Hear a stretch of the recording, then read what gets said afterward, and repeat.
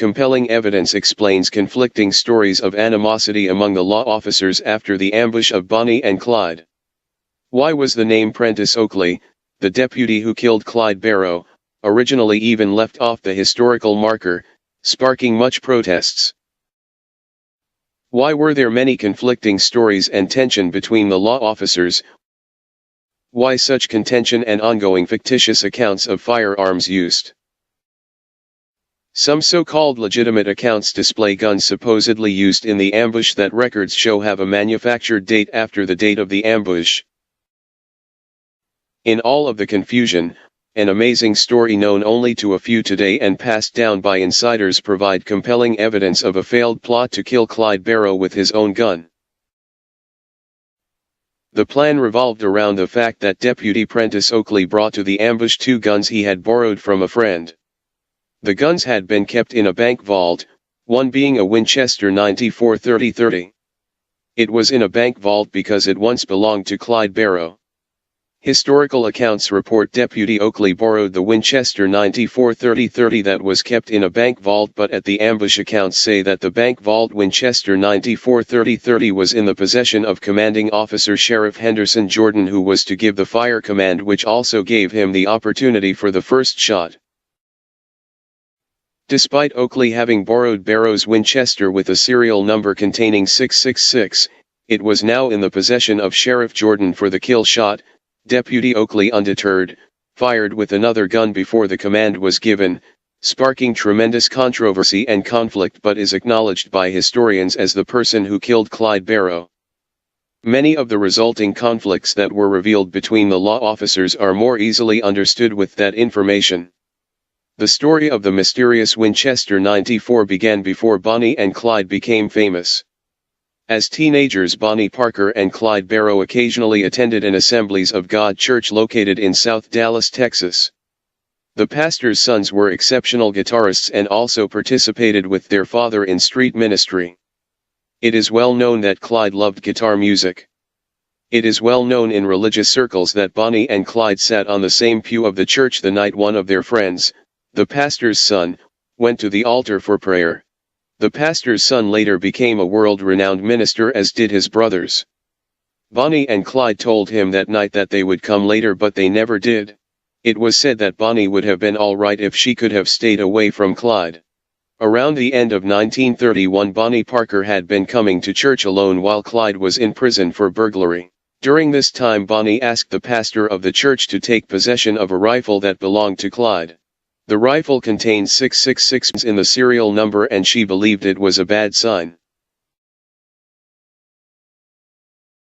The number 666 is in the Bible in the book of the Revelation and known as the mark of the beast and widely accepted as an omen of evil. The number 10 is also considered to carry strong symbolism, and in that context added an extra dimension to her concerns. The pastor took the rifle and the church people prayed over it that it might never be used in a crime. After Clyde returned from prison and again turned Bonnie's head, they soon disappeared in what would become the famous crime spree that led to their deaths. As they began to make headlines, the pastor, fearing that Bonnie might tell Clyde where the rifle was and that he might return for it, entrusted the gun to someone who took it out of state where it was kept in a bank vault. When it was learned by law enforcement that Thompson machine guns could not penetrate Bonnie and Clyde's car, plans were made to acquire hunting rifles with sufficient caliber to penetrate the metal. Deputy Oakley knew of the Winchester 94 30-30 in the bank vault, and it fit the need perfectly, and the fact that it once belonged to Clyde Barrow was even better. What could be better than to kill Clyde Barrow with his own gun? The plan failed when Sheriff Jordan, who was in charge of the ambush and Oakley's superior officer, took the Winchester for himself to make the kill shot. However, Deputy Oakley, with the other gun, before the command was given, fired the first shot that killed Clyde Barrow. Any shots from the Winchester 94 at the ambush are unknown. The plan for Clyde's gun had lost its purpose, and the gun was eventually returned to the pastor. Sheriff Jordan was forced by court order to return the stolen ambush car to its owner. What followed was tension and conflicting stories coming from the officers and witnesses. Many stories were told. What can be believed? There is no one to dispute nor confirm and tell firsthand exactly what happened, and even when they were alive most stories didn't match. The story of the rifle with 666 between a pair of tens in the serial number, that was brought to the church by Bonnie Parker and then sent out of state to be kept in a bank in Louisiana, was known around Dallas. The story of Bonnie and Clyde being present when the pastor's son was converted, has been heard by millions of people around the world. In the published ambush stories, there are mysterious mentions of the borrowed Winchester 94-30-30 from a bank vault. In various accounts of Prentice Oakley and Sheriff Henderson Jordan, it is also mentioned. Could it be that the confusion in the use of the Winchester on the highway in Louisiana was affected by a prayer in Texas? Was it all because a young girl was frightened by a gun with 666 in the serial number?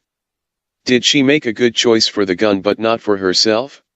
The serial number on the Winchester confirms a manufacture date of 1929.